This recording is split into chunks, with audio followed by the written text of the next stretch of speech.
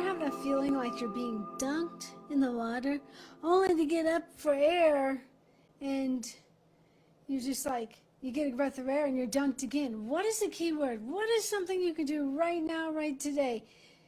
Do the next thing. Now, this isn't a striving thing. This isn't a pull your spiritual pants up and try to do something. Do the next thing.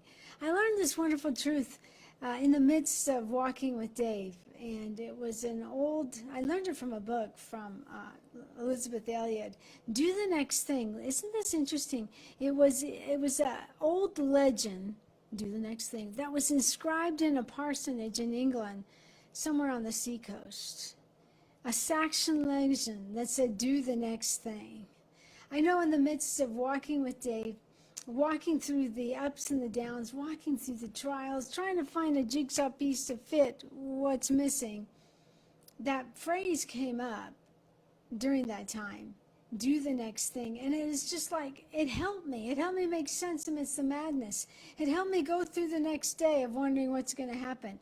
Now, later, it's still working. It's still something that's on my mind. It's still something, I get up in the morning, get to have some wonderful time with the Lord, worshiping and letting him, being a good mourner. But it's not just, we all have trouble, so it's not just about me. It's not just, oh, she lost her husband. No. It's about you too. What are you going through? What are some hope keys that you could hold on to? I really believe do the next thing is a wonderful thing. I was really triggered. I shared this in episode 194 on the Kingdom Mentor podcast. I was so triggered by the loss of a kingdom giant, but yet a humble woman, Beni Johnson. And when I heard all the details, I knew she was struggling from cancer, but when I heard that she was suffering with pain, my heart ached for her and Bill. My heart just totally ached, knowing that what that's like to be by your loved one, be by your spouse, and see them go through so much.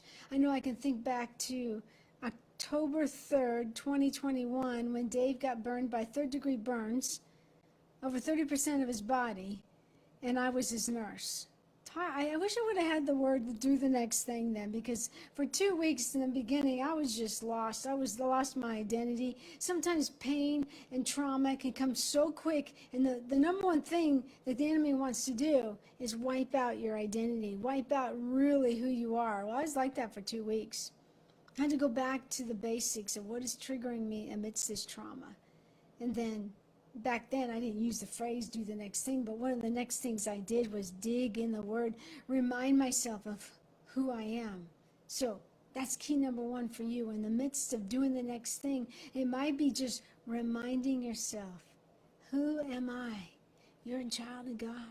If Jesus is alive in your heart, you have kingdom reigning. You are living for eternity now and into eternity. It happens with you, with Jesus alive in your heart. Greater is he that is in you than it that's in the world. So as I was thinking about this and just being triggered in all the different things by Beni, I was doing the next thing at the moment last Sunday night, and I was writing a newsletter to the people who read my blog and such. And I was just about to finish, and I got a text from my friend that said that Bill had given a message that morning. I'm like, oh my goodness, I got a text at night. So I finished up my newsletter, and I went and watched Bill do the next thing. Many of you have seen this. You can go to YouTube and search for it. It was just last Sunday. They've completed it. But it made me think, wow, here's someone who's in the midst 3 days from living his beloved Beni. He did the next thing. And aren't we all blessed because he did the next thing? So sometimes in the process of going through your trials and you do the next thing, and it often gets you in alignment with heaven again, gets you in alignment with your identity. As you do that next thing, even in the midst of your own trial, guess what? You very well may be help and a source of help for someone else. Doing the next thing may be getting reconnected with your family. reconnect with your spouse if it's off. Go ahead and make sure you reconnect with your kids or stay connected to your children. The time is so brief.